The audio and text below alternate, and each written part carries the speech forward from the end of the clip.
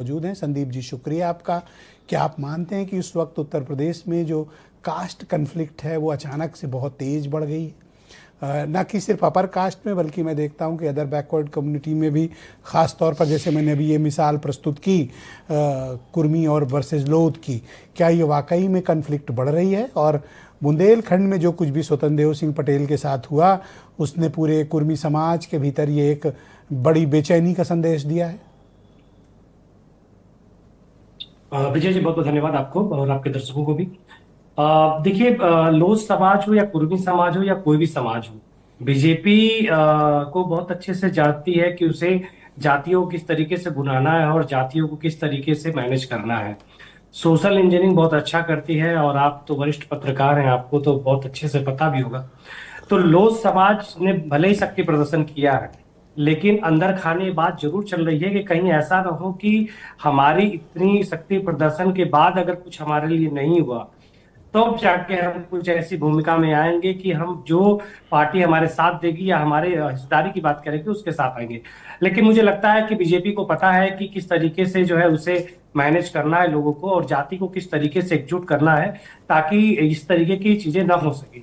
अभी देखिए, मैं एक बात और इसमें और जोड़ना चाहूंगा, एक प्लस पॉइंट इसमें, कि लोधी समाज नहीं, कुर्मी समाज हो गया, ब्राह्मण समाज हो गया, ठाकुर समाज हो गया, ये कई जातियां अभी अपने आपस में जो है बैठ के मीटिंग कर रही हैं।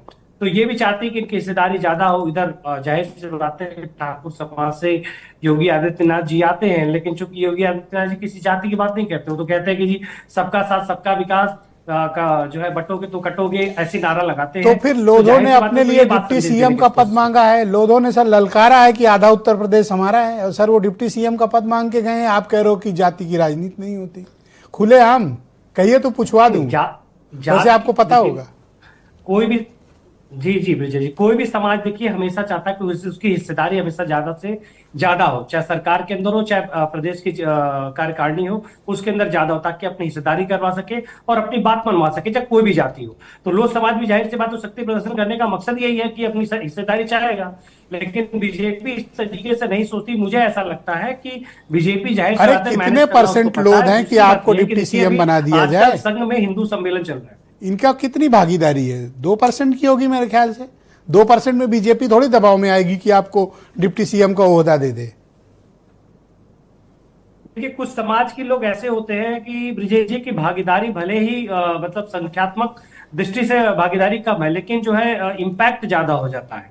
कई बार ऐसी परिस्थितियां बनती है। कुछ चुनाव में आप देखेंगे कि पूर्वांचल में अब जो है, मैं बात करूं कि अरे सर, बीएल वर्मा को केंद्र में मंत्री बनाया हुआ है, धर्मपाल सिंह को कैबिनेट का मिनिस्टर बनाया हुआ है, ठीक, साक्षी महाराज को एमपी बनाया हुआ है, और क्या ले लेंगे? नहीं, बिल्कुल। एक्चुअल में क्या है कि देखिए, मैं वही बात कहना चाह रहा था कि अभी संघ जो है, संघ का कार्य क्या चल रहा है कि हिंदू सम्मेलन कराया जा रहा है। ये हिंदू सम्मेलन क्यों हो रहा है? जाहिर सी बात है कि जाति को एकजुट करने का कार्य चल रहा है, तो बीजेपी का उसका भी फायदा मिलेगा। जाहिर सी बात है, ये काम ऐसा अरे कुर्मियों का रास्ता रोक के आप जातिगत सम्मेलन खत्म करके हिंदुत्व की बात कर रहे हो। कुर्मियों का रास्ता रोकोगे और फिर उनके खिलाफ सम्मेलन भी करोगे और धमकाओगे भी गवर्नमेंट को कि हमको डिप्टी सीएम की पोस्ट दो। और ये सब कुछ होगा जब मंत्री मौजूद होंगे, विधायक बीजेपी के मौजूद होंगे। ये तो सीधी चेतावनी दी है लोधों ने। देखिए, ये तो बीजेपी के प्रवक्ता बताएंगे कि उन्हें क्या बनाना है क्या नहीं बनाना है, लेकिन मेरा जो अपना एनालिसिस है, मेरा जो अपना विश्लेषण है कि जाति के आधार पे जरूर बीजेपी काम करती है, सपा काम या कांग्रेस करती है, तीनों करती है। लेकिन अभी कह रहे थे, बल्कि विधायक हैं बैठे हैं पैनल पे, कि जी हम तो जाति की राजनीति करते हैं, नहीं वीरेंद्र चौधरी जी। लेकिन मैं आपको सही बात बताऊं कि कांग्रेस भी खूब जाति के विधायक करते, भले ही 2 विधायक हो इनके पूरे उत्तर प्रदेश में, और बसपा का चूंकि 1 ही विधायक है अभी तक। लेकिन मैं आपको ये जरूर बताऊंगा मैं कि जाति के नाम पे जरूर चुनाव होते हैं और बिना जाति के चुनाव हो नहीं सकता। अच्छा, आप ये मुझे बताओ, कुर्मी समाज जवाब देना चाहता है कि नहीं चाहता? कुर्मी समाज के भीतर कोई बेचैनी है? वो जवाब चाहता है कि नहीं चाहता? या फिर जैसा कि उनका स्वभाव है कि मुझे नहीं लगता कि कुर्मी समाज के बजाय, और होगी भी तो बेचैनी शांत इसलिए कर दिया जाएगा ब्रिजेश जी, क्योंकि ऑलरेडी अभी जो प्रदेश अध्यक्ष है वो कुर्मी समाज से ही आते हैं। और जाहिर सी बात है, इससे पहले भी जो है अपने स्वतंत्र देव सिंह जी भी कुर्मी समाज से आते हैं, कैबिनेट। तो मुझे बताओ ना कि स्वतंत्र देव की इज्जत को रिस्टोर करने के लिए पंकज चौधरी ने कुछ करना चाहिए। क्या किया उन्होंने? इतने सीनियर लीडर हैं, देखिए पूरा जीवन खपा दिया स्वतंत्र देव ने और कुछ मसला ही नहीं। आप समझ ही नहीं रहे हो बात देखिए को। अभी स्वतंत्र देव सिंह जी का एक बयान आप सुने होंगे, अभी चर्चा में भी था कि उन्होंने ये बात के बारे में जाहिर सी बात है चर्चा किया भी था। और जाहिर सी बात है तो समाज के लोग क्या होते हैं कि जब बड़े नेता कोई बन जाता है तो समाज के लोग अपेक्षाएं रखते हैं कि जाहिर सी बात है कि हमारे समाज में हमारे बड़े नेता के साथ इस तरीके से हरकतें हुई हैं जो ये कहीं ना कहीं गलत है, तो जाहिर समाज की अपेक्षा हो सकती है।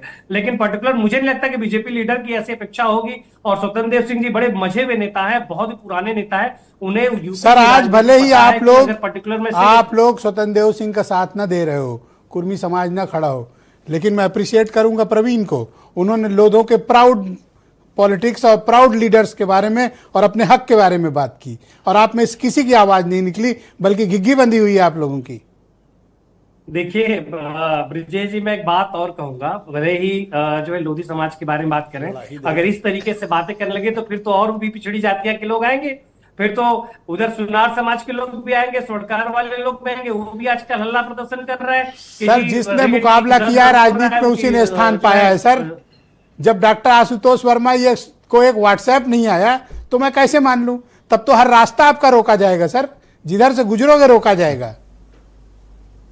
कल को क्लिनिक जाएंगे उनको रोका जाएगा। देखिए रास्ता तो जाहिर सी बात है सब जातियां एक दूसरे के जो है बल प्रदर्शन करती हैं ताकि रास्ता अपना बनाया जाए, रास्ता अपना एक नया क्रिएट किया जाए, ताकि जो है इस तरीके से काम को किया जाए कि एक समाज में एक नया जो है अपना नाम हो जाए, और भाजपा हो या सपा हो या कांग्रेस हो अपनी भागीदारी आपको शायद पता नहीं है कि उत्तर प्रदेश में बाटी चोखा ब्राह्मणों के लिए प्रतिबंधित भोज्य है, प्रतिबंधित आहार है। कोई भी ब्राह्मण विधायक अगर बाटी चोखा खाने की हिम्मत किया तो उसके खिलाफ कार्रवाई होगी। आपको पता है ये बात? नहीं पता? देखिए कार्रवाई हो ना हो ये तो अलग विषय है, लेकिन मैं आपको ये बता दूं ब्राह्मण समाज का भी मीटिंग जो हुआ था उसके बाद क्या ब्राह्मण समाज नाराज नहीं था? जब नोटिस आया था तो बहुत ज्यादा नाराज था। ऐसा नहीं है कि नाराजगी नहीं थी, बल्कि अभी आज की मैं घटना बता रहा हूं कि आज जो लोधी समाज ने जिस तरीके से बात किया है, कुछ ब्राह्मण समाज के नेताओं ने इस तरीके की डिस्कशन करना स्टार्ट भी कर दिया है। खुले हैं ये, देखिए हमने तो बाटी चोखा खाना स्टार्ट किया था तो इस तरीके की बातें हो गई। यहाँ तो लोधी समाज शक्ति प्रदर्शन कर रहा है। अब आप सच्ची बात, अभी तक आप पॉलिश लगा के बात कर रहे थे, अब आपने वास्तविक बात रखी कि ये डिस्कशन है। यही तो मैं कह रहा हूं, डिबेट में अपना ओरिजिनल रूप प्रस्तुत करना चाहिए, ना कि आशुतोष वर्मा की तरह की मुझे कोई संदेश नहीं आया। आज क्या कह रहे होंगे कुर्मी समाज के लोग आशुतोष वर्मा के लिए? मतलब तो इनको पूछेंगे, आज नहीं कल पूछेंगे समाज के लोग कि जब ऐसा हो रहा था तो आशुतोष वर्मा कहाँ थे? तो इन्होंने इस डिबेट में बोला कि मुझे कोई संदेश ही नहीं मिला। तो मैं तो कुर्मी समाज के लोगों से कहूंगा कि आशुतोष वर्मा के मोबाइल पर संदेश दो, इनको जगाओ, ये सो रहे हैं। बहुत शुक्रिया आपका। संदीप वर्मा जी हमारे साथ मौजूद रहिएगा। मुझे प्रतिक्रिया देने